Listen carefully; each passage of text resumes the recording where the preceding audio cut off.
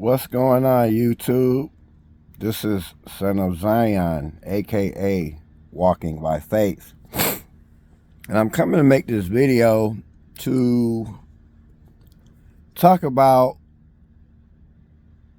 what Yeshua meant when he said to pick up your cross and follow him.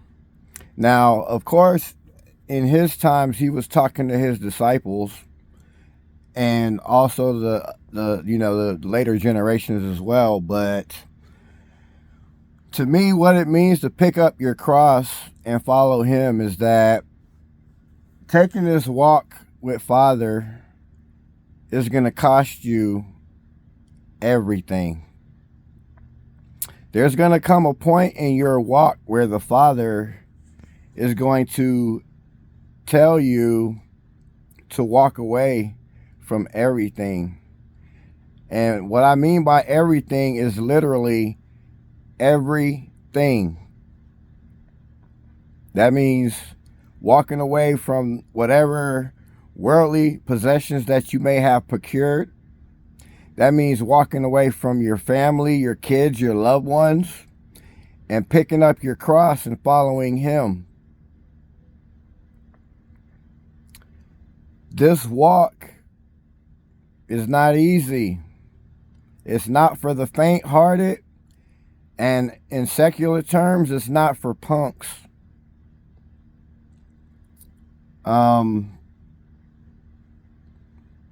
You have to have certain characteristics about you for this walk.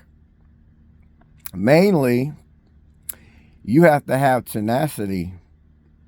You have to have resilience, because you're going to get knocked down by the enemy and sifted by the enemy a million times over. But it's not the falling, it's the picking yourself back up that really counts. That's where the grit, the tenacity, and the resilience comes in. Because don't sleep on the enemy.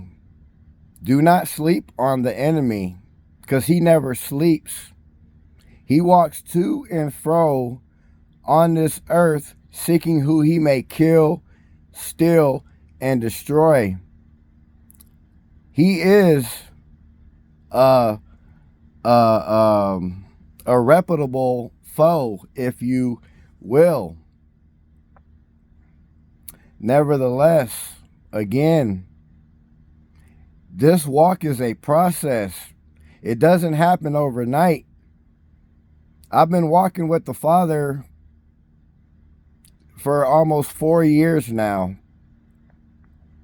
And I promise you, it has not been easy. I've been through many deliverances. I've had a lot of uglies or demons evicted out of me. I've had a lot of deep-rooted issues that started from childhood ripped out of me. I went toe-to-toe with the enemy himself in spiritual warfare in my first wilderness. This walk has not been easy. It has costed me a lot. It has costed me everything. And do I regret it? No. I don't regret it at the least bit. But, for those who think this walk is easy, it's not. I promise you it's not. It's not for the faint-hearted. You got to be a soldier. You can't be a punk. Like I said, you have to have grit. You have to have resilience, and you have to have tenacity, because the Father is going to stretch you in so many ways. He's going to stretch your faith. He's going to stretch your patience. You have to have endurance for this walk. It's not a sprint. It's a marathon. couple months back, I was literally fighting for my life because I got puffed up. I got very prideful. I was unteachable. I was not pliable. And the Father resisted me, because there is a scripture in the Bible that states that the Father does resist the proud. And even though he never left me and he never forsaked me, he resisted me. And that right there is a bad place to be in. When I tell you I was fighting for my life, I was literally fighting for my life. You know, towards the end, when I had to come to the end of myself in order for the Father to snatch me out of that spell that I was in, I almost contemplated suicide, because that's how much of a fight I was in for my life, because the enemy was sifting me, and the Father allowed him to. The Father allowed him to. He left me in it. He was walking, holding my hand, walking me through it, but he allowed the enemy to attack and sift me,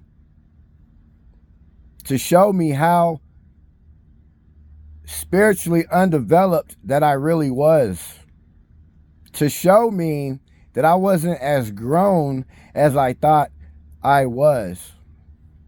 You want to talk about a humbling experience? Yeah.